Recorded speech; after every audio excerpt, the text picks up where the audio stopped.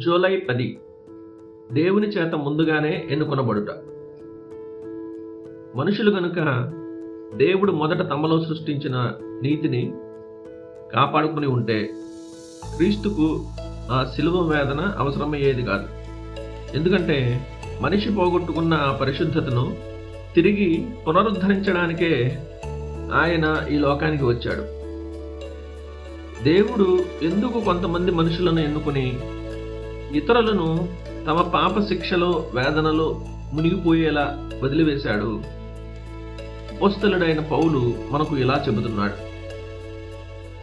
మనము తన ఎదుట పరిశుద్ధులమును నిర్దోషులమునై ఉండవలెనని జగత్తు పునాది వేయబడక మునిపే ప్రేమ చేత ఆయన క్రీస్తులో మనలను ఏర్పరచుకునేను. ఎఫెసీ 1:4.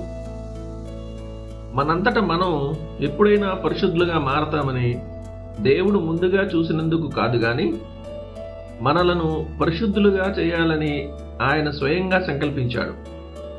ఇది ఎలా ఉందంటే, ఒక గొప్ప నిపుణుడైన వడ్రంగి తన సొంత భూమిలో పెరుగుతున్న ఒక అడవిలోని చెట్లను చూసినట్లుగా ఉంది.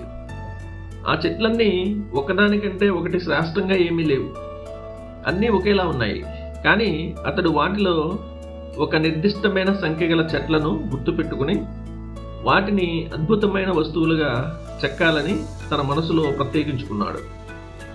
అలాగే దేవుడు కూడా సమస్త మానవాళిలో నుండి కొందరిని ఎన్నుకొని వారి మీద తన సొంత నీతి, పరిశుద్ధత అనే స్వరూపాన్ని చెక్కడానికి వారిని ప్రత్యేకపరిచాడు. ఇది ఎంతటి ఉన్నతమైన నాణ్యత గల దైవిక పనితనం అంటే, ఆయన ఈ కార్యాన్ని ముగించి మనుషులకు, దేవదూతలకు దానిని చూపించినప్పుడు అది ఈ విశ్వం కంటే ఎంతో మిన్నగా ప్రకాశిస్తుంది. తన కుమారుణ్ణి ఈ లోకానికి పంపడం ద్వారా ఆయన మనలను పరిశుద్ధులుగా చేశాడు. దేవుని సముఖాన్ని నిరంతరం వీక్షించే మహిమగల దేవదూతలు ఆయన ఆజ్ఞాపించిన పని ఎక్కడున్నా అక్కడికి తక్షణమే ఎగిరిపోవడానికి ఎల్లప్పుడూ సిద్ధంగా ఉంటాయి. కానీ దేవుడు నెరవేర్చవలసిన కార్యం అంతటి ప్రాముఖ్యమైనది గనుక ఆయన ఆ బాధ్యతను తన సేవకులైన దేవదూతలకు అప్పగించగా తన అద్వితీయ కుమారుణ్ణే నమ్మి పంపించాడు. ఈ గొప్ప రక్షణ కార్యం వెనుక ఉన్న ఆయన హృదయాంతరంగాన్ని, ఉద్దేశాన్ని గమనించండి. ఆయన సమస్తమైన దుర్నీతి నుండి మనలను విమోచించి సత్క్రియలయందు ఆసక్తి గల ప్రజలను తన కోసరము పవిత్రపరచుకొని తన సొత్తుగా చేసుకున్నటకు తన్ను తానే మన కొరకు అర్పించుకునేను. తీతుకు 2:14.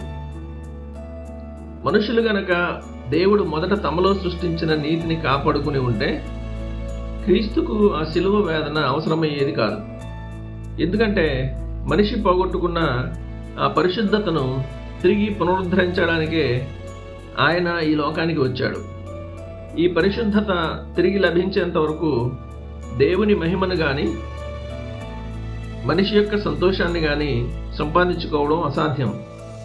దేవుడు తన సొంత స్వభావంలోనూ క్రియలలోనూ ఉండే పరిశుద్ధతను బట్టి ఎలాగైతే మహిమపరచబడుతున్నాడో అలాగే తన ప్రజల హృదయాలలోని పరిశుద్ధత ద్వారా కూడా ఆయన మహిమ పొందుతాడు.